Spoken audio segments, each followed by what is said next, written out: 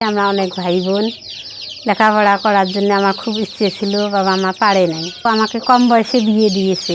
যখন বিয়ে হয়েছে মনে করো ওখানে অনেক শ্বশুরবাড়ি যায়, ওখানেও নদী এলাকা।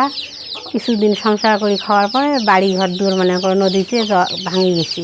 ওখান থাকিয়ে তখন আমরা এই জায়গায় নাগেশ্বরীতে আসছি। দুইজনে আমরা অনেক পরিশ্রম করিয়ে একটু জায়গা নিছি, বাড়ি করলাম। এখন মেয়েটাকেও মনে করো লেখাপড়া করাইতে তো অনেক লাগে, তারপরেও আমি মেয়েটাকে যেভাবে হোক মেয়েটাকেও করছি, মা তুমি কষ্ট করে লেখাপড়া করো, আমি তো আছি, আমার মতন হবার দেবো না। এখন মেয়ে মনে করো মেট্রিক পরীক্ষা দিয়ে আইএ পড়তেছে, আইএ এদের সামনে পরীক্ষা।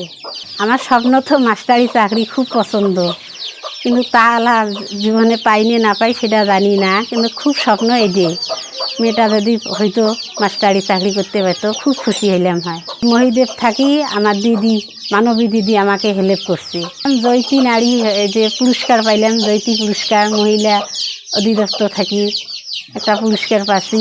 সেখান থাকি সফল জননী নারী হয়া হিসাবে আমি একটা ওখান থেকে জয়তী পুরস্কার পাচ্ছি। আমার স্বপ্ন মনে করো ছেলে একটা আছে, তার ভবিষ্যৎ দেখা লাগবে, কিভাবে আরও কিছু সংসারের উন্নতি বাড়া লাগবে, আমার মেয়েটাকে আরও কিছু পড়ায় এগিয়ে নিয়ে যাব, মেয়েটাকে সফল করব, যেভাবে মেয়েটা যোগ্য মতন হবে, যোগ্য করে তারপরে মেয়েটাকে বিয়ে শাদী দেব।